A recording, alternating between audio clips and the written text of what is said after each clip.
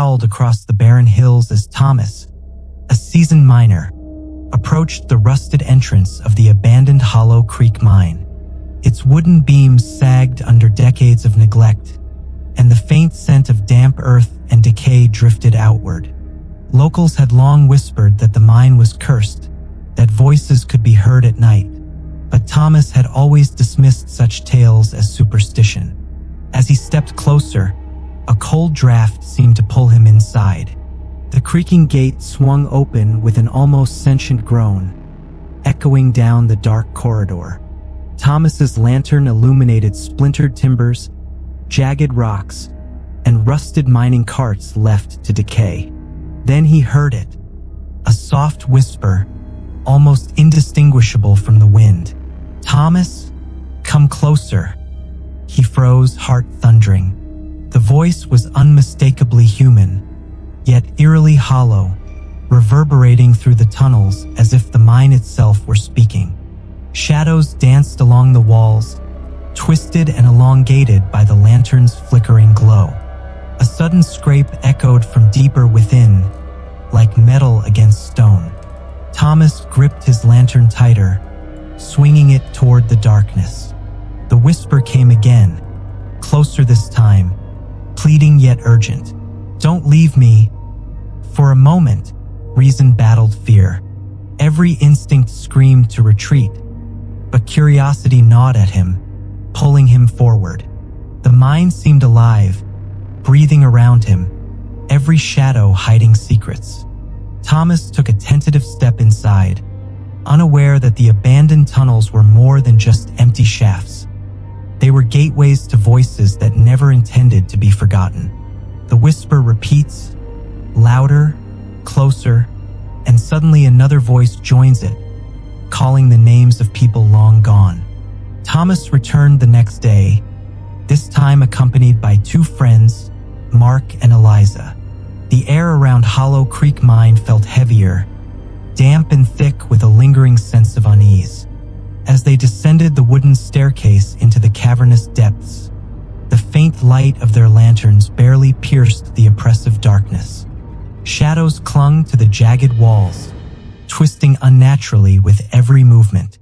Each step echoed ominously, bouncing back distorted, as though the mine itself were mocking them. A distant drip of water sounded like a heartbeat in the otherwise silent tunnels. Mark coughed nervously. "I swear I saw something move, just over there." His lantern flickered, and a figure of smoke-like darkness seemed to vanish into the wall. Eliza shivered, hugging her coat tighter. "It's probably just our imagination," but Thomas knew better. The whisper from the previous night lingered in his mind. It had a clarity he couldn't forget, an impossible familiarity. And now the shadows seemed to respond to them, stretching and shifting closer as if aware of their presence. A metallic clang echoed down a side tunnel. The friends froze. Mark's voice trembled. "That sounded like a cart, but nothing should be moving down here." Another whisper, soft and mournful, swept through the passage. "Why have you come?"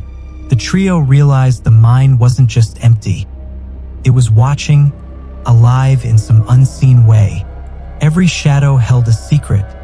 Every gust of air carried a warning. A sudden faint glow appears deep in the mine, far beyond the lantern's reach, beckoning them deeper into the darkness. The deeper Thomas, Mark, and Eliza ventured, the colder the air became. Their lanterns cast trembling circles of light that barely reached the jagged walls, leaving the tunnel's edges shrouded in suffocating darkness. Every sound, drip, scrape, whisper, echoed like a warning. Suddenly, Mark's lantern flickered violently, casting long, writhing shadows across the walls. "Did you see that?" he whispered, voice tight with fear. A shape darted past the glow, a fleeting, black silhouette that vanished as quickly as it appeared. Eliza clutched Thomas's arm. It's like the shadows are moving, following us," she murmured, eyes wide, reflecting the dim light. Another flicker, this time from Thomas's lantern, and a metallic clang resounded from somewhere deeper. The sound ricocheted down the tunnels, unnatural and deliberate. The walls themselves seemed to pulse, shadows stretching and bending toward them, shifting as though alive.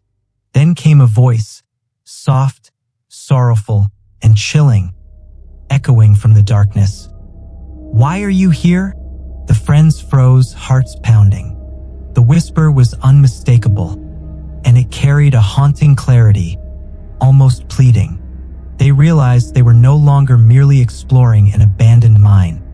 They had entered a space inhabited by unseen presences, aware of every step and every breath. Thomas forced himself to take a step forward, lantern held high. A faint glow flickered in the distance, deeper than any light should reach, beckoning them further into the oppressive darkness. As they approached the glow, a sudden cold gust extinguishes all lanterns, plunging them into complete darkness.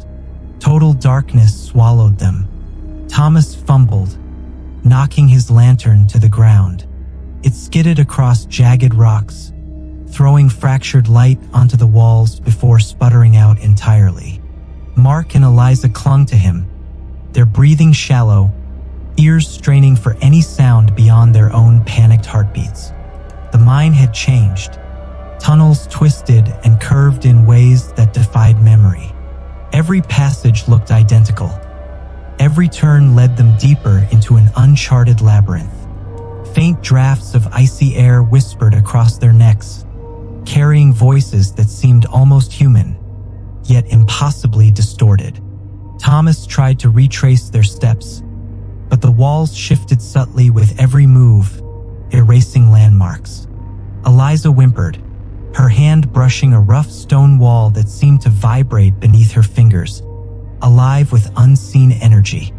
A soft metallic scrape echoed through the darkness. Thomas froze, straining to hear. Another sound followed, low, dragging footsteps, coming from behind them but vanishing before he could turn.